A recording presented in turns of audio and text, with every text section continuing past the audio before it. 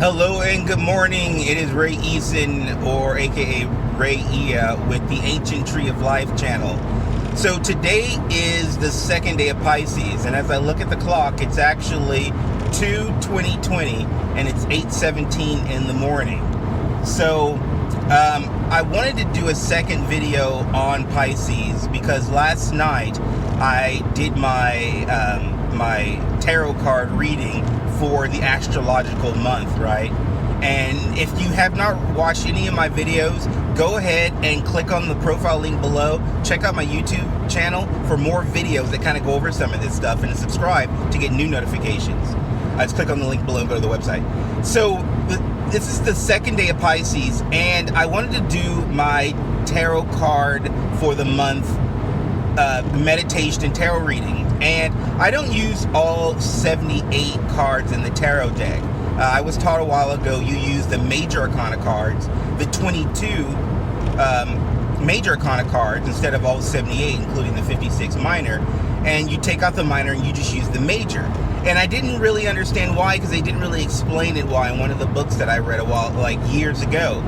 But then the last few years I started working more with ancient Egyptian and ancient Kemetic energy and Atlantean energy, and then it all sort of just popped and made sense. So sometimes information comes like later on in life. Maybe it's not the most important at that moment, but eventually that information will be magnetized and come around you. So I use the first 22 cards, not only because it is representative of the books of based on Thoth, but also because it's based on the Tree of Life, the Sephiras and the pathways between the Sephiras on the Tree of Life, and each card represents one of the spheres on the tree or one of the pathways on the tree. And I do this at the beginning of the month because during that astrological time, I want to learn the month, the energy of that month. I want to learn what I'm supposed to learn for that month. And instead of me arbitrarily thinking, okay, I'll just continue doing what I was doing.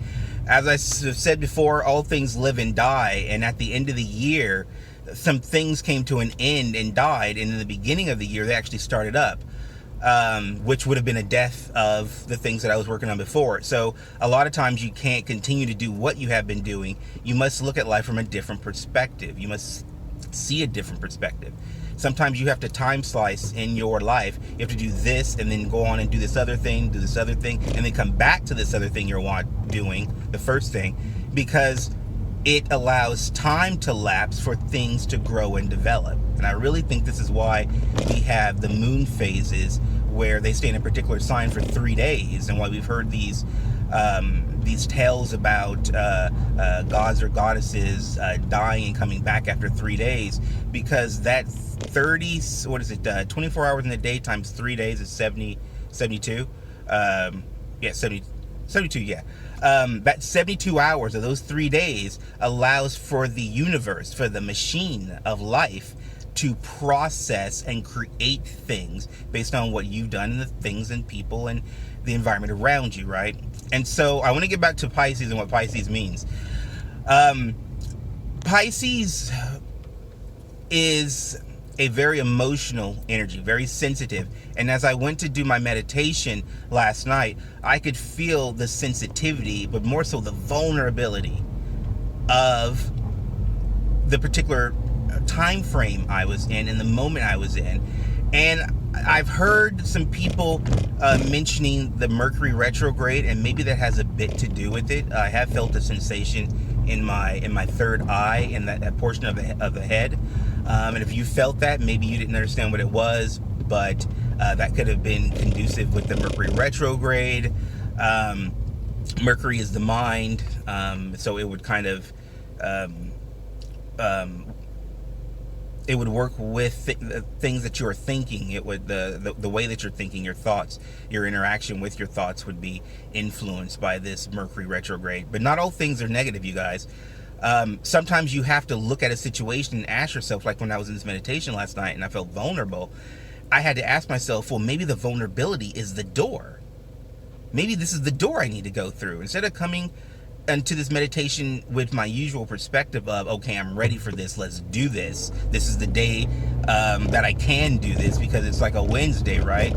I was presented at a door of vulnerability and insecurity because I didn't know. I didn't know what the new world, what the new day, what the new moment. I didn't know what the future was bringing, because things had changed. Because, like I said, all things live and all things die. The beginning of the new year brought new things.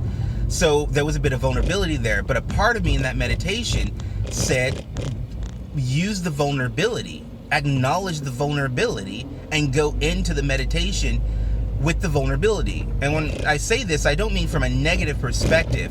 I don't mean be vulnerable and be defensive. And no, it means be vulnerable, like the Pisces fish we talked about, how its vulnerability is, it does not have the great protection around it like the other water signs. The other water signs have harder shells around them, whereas the Pisces does not. So go at it from a vulnerable state. And that is what the Pisces, or the Piscean energy, represents. And so I went in with that, and the most phenomenal thing happened. I was telling myself, I just want to focus on the moment right here, right now. I don't want to focus on the future. Just right now, to find out what I'm supposed to do and where I'm at right now.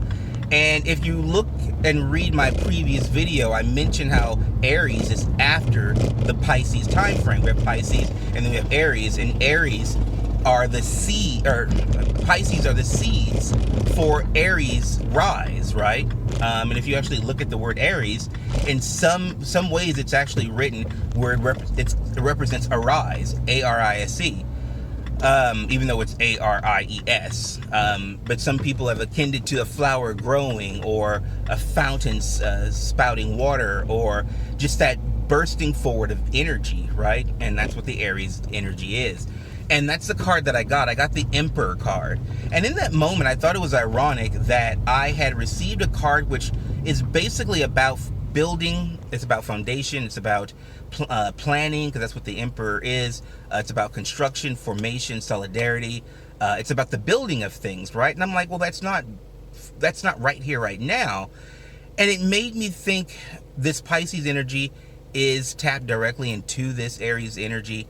And the Aries energy that I did receive, the Mars energy, is in the seeds. Definitely, it's in the seeds of Pisces.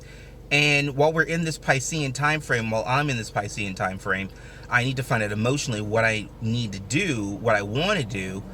And the conclusion that I came to after sitting there and pondering, because I was dumbfounded by getting this Emperor card, I was simply like, these are both polar, kind of sort of polar opposites, especially, not necessarily, but where one is water, one is fire. That's kind of like an opposite, right?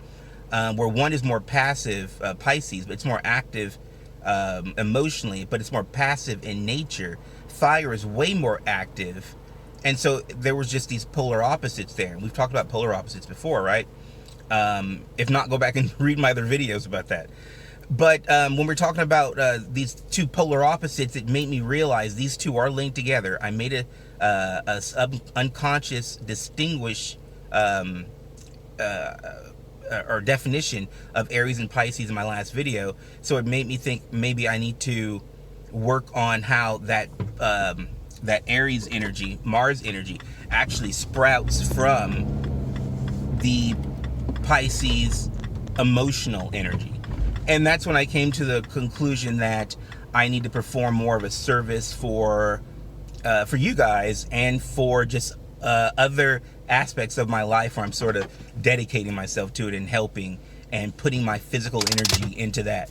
So once again, what I want to do, I want to use this channel to sort of help people. I also want to use it for myself to learn, because a lot of this was started because I had information and ideas that I wanted to share. But when you share and teach, you also learn yourself. So I myself was wanting to learn. So if you find that helpful at all, go ahead and click like below, comment. Let me know what you think about this channel. Let me know what you're looking for, and maybe we can work together to sort of answer some questions that you guys might have. I'll get some answers for things that I'm going through, and we can learn the ancient history together a little bit more. We can actually go back through time and bring a lot of this information back up and make some great things happen. So once again, this is Ray Eason, aka Ray Ea, with the Ancient Tree of Life channel. Thanks for watching, and you have a great day. Bye.